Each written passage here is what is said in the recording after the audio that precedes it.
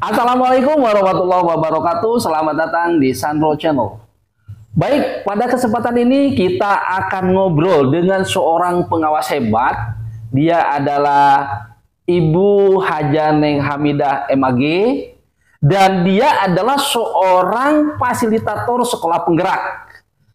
Baik, pada kesempatan ini kita akan ngobrol santai sambil kita mendapatkan ilmu dari Ibu Neng. Oke ya. Baik, selamat pagi. Assalamualaikum Bu Neng. Waalaikumsalam. Pagi menjelang siang ya. Pagi menjelang siang. Gimana nih kabarnya di siang hari ini? Alhamdulillah. Alhamdulillah ya. Dan baik. Bagaimana kegiatan kepengawasan hari ini? Lagi agak kosong ya, lagi saman-samanannya. Oh ya, paling menghadiri beberapa kegiatan perpisahan. Di sekolah-sekolah ya. Oh ya. Baik Bu Neng, kita ngobrol-ngobrol ya tentang fasilitator. Kebetulan kan Pak Bu Neng adalah salah satu fasilitator di sekolah penggerak. Nah, bisa nggak bercerita tentang gimana sih jadi fasilitator itu awalnya? Apakah tiba-tiba ditunjuk atau seperti apa? Iya. Jadi fasilitator sekolah penggerak itu pertama ada kan tahun 2021 ya. Betul. Nah, mungkin sedikit berbeda rekrutmennya dengan ketika 2022 angkatan kedua gitu. Kebetulan saya di angkatan kedua. Jadi itu dimulai rekrutmen terbuka gitu. Sekarang tuh rekrutmennya terbuka. Dimulai dari seleksi administrasi, mengisi biodata dan lain sebagainya. Kemudian setelah dinyatakan administrasi lengkap dan lulus, kemudian ada simulasi mengajar dan wawancara, kemudian dinyatakan lulus juga, kemudian di tahap ketiganya pelatihan selama beberapa bulan, kalau nggak salah 2 bulan gitu, dan itu dinyatakan lulus juga karena ada beberapa yang tidak lulus. Baru setelah itu kita menandatangani perjanjian kerjasama dengan pihak kalau di awal-awal P4TK PLB, sekarang jadi BBGP Jawa Barat. Oh, luar biasa ya. Berarti panjang sekali ya. Itunya dari mulai administratif, wawancara, ngajar itu juga dites ya Bu? Iya, simulasi bagaimana kita melakukan pembinaan atau menyampaikan materi seperti itu. Wah, ternyata lumayan juga. Ini yang lulus di Kabupaten Sukabumi berapa orang nih? Yang kan ada sekolah penggerak, ya, ada guru penggerak. Nah, yang sekolah penggerak berapa orang? Kalau angkatan 2 itu yang lulus fasilitator sekolah penggerak ada dari SD 1, Pak Ahmad Salim. Ya. Dari SMP itu sebetulnya 4. Pak Yusuf, teman sekarang sudah pensiun ya. Bakti, ya tinggal Pak Korwas, Pak Haji Kanto, Pak Kahar sama saya. Okay. Ada Bu Haji Ai itu angkatan 1 sebetulnya. Angkatan 1 ya. Gitu. Jadi dia Bu Haji Ai lulus duluan. Oh ya, udah lulus duluan ya. Kalau untuk sekolah penggerak, kalau untuk guru penggerak ada nggak? Guru penggerak fasilitatornya ada. Siapa ya? Dari pengajar praktik, kemudian jadi fasilitator, guru penggerak gitu. Kalau di kita sih komplit berarti ya? Asesornya ada gitu ya. Asesor ada, fasilitator guru penggerak ada, sekolah penggerakan. Berarti kalau masalah kurikulum merdeka di Kabupaten Sukabumi berarti sudah oke ya karena komplit. Insya Allah berjalan terus ya. Yang penting ada progres ya. Ada gitu. Progres, betul. Kita usahakan. Betul. Nah, kalau jadi fasilitator sekolah penggerak ini memfasilitasi berapa sekolah sih? Untuk satu orang fasilitator itu? Kalau SD ada yang 6, ya. Tapi kalau rata-rata sih SMP itu 5. 5 sekolah? 5 sekolah. Itu di kabupaten masing-masing atau enggak? Iya, kalau semisal Kabupaten Sukabumi, SMP, sekolah penggeraknya kan ada 22 ya. Ya. Sementara fasilitatornya ada 4. Jadi fasilitatornya itu didatangkan dari luar. Nah malah yang SD, kalau SD itu kan yang di Kabupaten Sukabumi cuma 1, makanya dari Kabupaten Bandung Barat, dari Cianjur gitu, itu ditugaskan di Kabupaten Sukabumi. Fasilitator itu ada yang dari Kabupaten Sukabumi, ada juga yang dari luar ya? Sama sih, semua kabupaten kota juga begitu. Kalau kekurangan pasti ambil dari luar. Dari luar gitu. Oh iya, berarti betul. Kalau di guru penggerak kan kebanyakan keluar Bu. Saya di Belora gitu. Karena daring ya. Daring. Lalu sekarang untuk apa? Untuk instruktur belum jelas nih kapan, di mana dan lain sebagainya. Mudah-mudahan luar Jawa. Luar Jawa ya, tapi kan tetap aja daring Bu. Oh, Tetap gitu. di rumah ya. Untuk melakukan fasilitas ini, Ibu sekarang di Kabupaten Sukabumi atau di kota?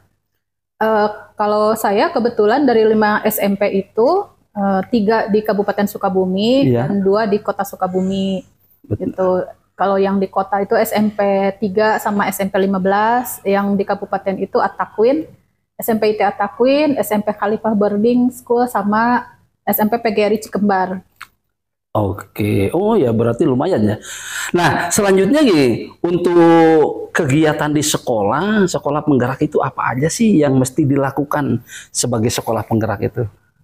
Ya, kalau kebetulan di Kabupaten Sukabumi itu ini baru angkatan pertama ya. Ya, Secara betul. nasional itu angkatan kedua. Kedua, gitu. ya. Jadi baru pertama kali ada nih tahun 2022. Jadi yang pertama kali harus dipersiapkan itu kalau sekolah penggerak pasti dari kurikulumnya, dari hulu ke hilir. Oh iya iya Itu betul seperti betul. itu.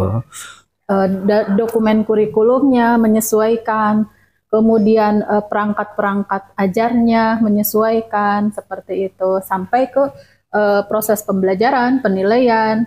Nah, itu pun menyesuaikan gitu. Berarti untuk menyesuaikan itu perlu latihan di sekolah untuk kegiatan ini gitu ya, di kegiatan ini. Betul. Makanya sekolah penggerak itu sebelum memulai gitu ya tahun ajaran baru sebagai sekolah penggerak itu diberi pelatihan atau BIMTEK ya, BIMTEK Komite Pembelajaran seperti itu. Itu sama beberapa bulan juga yang disampaikannya sama dari hulu ke hilir yang tadi disampaikan. Dari mulai dari dokumen kurikulumnya, kemudian sampai ke pelaksanaan asesmennya seperti itu.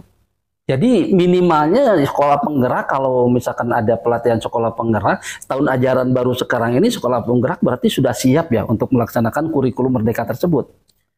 Kalau dibilang harus siap, saya bilang sih menurut saya nih ya harus siap belajar. Harus siap belajar. Betul. Karena kalau siap jadi sekolah penggerak itu masih butuh proses gitu. Seperti itu. Karena banyak yang harus didalaminya ya. Merubah kebiasaan lama yang itunya Pak Obi. Nah ini merubah kebiasaan lama menjadi kebiasaan baru inilah yang sulit mungkin ya. Betul. Bukan sulit, mungkin kalau belum ketemu jalannya. Oh, belum ketemu jalan. Kayak kita ke daerah baru, pas berangkat mah perasaan tuh jauh gitu ya. Pas pulang asa deket, kayak gitulah. Karena sudah tahu jalan. Nah, berarti sekarang juga. Nah, kalau dari proses pelatihan yang sekarang nih dari 5 sekolah yang tadi, kira-kira perjalanannya pada mulus atau ada juga yang nyasar gitu seperti itu? Iya, betul. Bahkan setelah hampir 1 tahun pelajaran ini saya mendampingi ya, memfasilitasi, membersamai sekolah-sekolah penggerak itu, ada yang mengungkapkan bahwa mereka benar-benar belajar dari nol. Yang awalnya saya nggak tahu nyusun dokumen itu seperti apa, dokumen kurikulum kayak gitu. Tetapi melalui BIMTEK itu kurikulum tersebut jadi hafal. Oh, saya baru paham. Tugas saya sebagai wakakurikulum itu menyusun dokumen kurikulum bersama tim itu dimulai dari mana, sampai wujudnya seperti apa itu dia tahu harus bagaimana gitu melangkahnya. Ada yang seperti itu. Tapi mungkin bagi sekolah-sekolah yang sudah mapan begitu ya. Nah itu jadi rada mungkin karena pikirannya masih ke masa lalu deh ya begitu. Jadi, kok dirubah jadi gini. Nah, itu padahal belum kebuka simpulnya. Kalau simpulnya sudah terbuka, sebenarnya biasa-biasa. Lebih sederhana malah ya. Saya jangan jadi katanya gitu. Ada kesenjangan antara sekolah A dengan sekolah B karena gara-gara sekolah penggerak bener enggak nih kayak gini. Kalau menurut saya biasa-biasa saja. Kan guru ya sekolah yang lain juga mempelajari ya, cuma mandiri gitu kan. Bener. Gimana nih menurut Buneng? Ya, ada memang seperti itu, betul. Jadi bahkan sekolah penggerak itu sendiri pun masih merasa gitu, kami itu sekolah penggerak, tapi kok kami biasa-biasa aja gitu. Nah, kemudian kan saya harus pastikan yang dia lihat itu apanya memang begitu ya, yang biasa-biasa aja itu apanya. Kalau membandingkan sarana, prasarana fasilitas yang ada di sekolah dengan sekolah-sekolah yang kaya raya begitu ya fasilitasnya, yang nggak bakalan menang gitu, apalagi sekolah-sekolah swasta kecil ya, di pelosok. Karena kan kita itu. bukan masalah fasilitas. Itu masalahnya bukan. Betul. Nah sehingga karena saya sudah mendampingi selama 1 tahun ini dan ternyata saya ajak ngobrol, coba kita lihat perjalanan dari awal yang sudah kita lakukan apa saja gitu. Jadi ternyata tanpa kita sadar, karena kita jarang, tidak terbiasa berefleksi ya. Iya, betul. Sehingga padahal kita tuh sedang maju begitu. Kayak lagi naik di mobil. Mobil kita cepet. Yang jalan itu kita, bukan pohon gitu. Betul. Tapi kelihatannya yang maju cepet itu pohonnya, kita yang diem kayak gitu. Itu. Sebenarnya kita itu lagi berproses kan? Betul. Lagi berproses. Nah, ketika proses itu berjalan, memang yang melakukan proses tidak merasakan. Betul. Kadang-kadang kok ini kok seperti ini gitu ya. Yang tahunya adalah ributnya. Tapi kalau yang di luar mungkin bisa melihat, sudah ada perubahan nih kayak gitu. Makanya salah satu tugas fasilitator mendampingi itu berefleksi ya. Iya, gitu. betul. Bersama-sama sekolah yang didampinginya itu seperti itu. Kami gitu ya, bersama-sama membaca capaian kita udah ada di mana nih terkait aspek dokumen, misalkan seperti itu dokumen kurikulum. Kemudian aspek yang lainnya kita sudah berada di tahap mana nih gitu. Itu berdasarkan analisis dan pengalaman masing-masing sekolah gitu. Nah, masalah proses pembelajarannya di sekolah itu berarti diserahkan kepada komite pembelajaran. Komite pembelajaran. Apakah berjalan atau tidaknya? Artinya apakah berubah atau tidaknya? Betul. Kontrol dari fasilitator seperti apa nih? Oh iya. Kami kan hanya mendampingi ya. Kami mendampingi sejauh mana mereka memperjalankan begitu ya program sekolah penggerak tersebut. Ketika misalkan kita sistemnya seperti berefleksi saja gitu, 3 bulan kemudian gitu.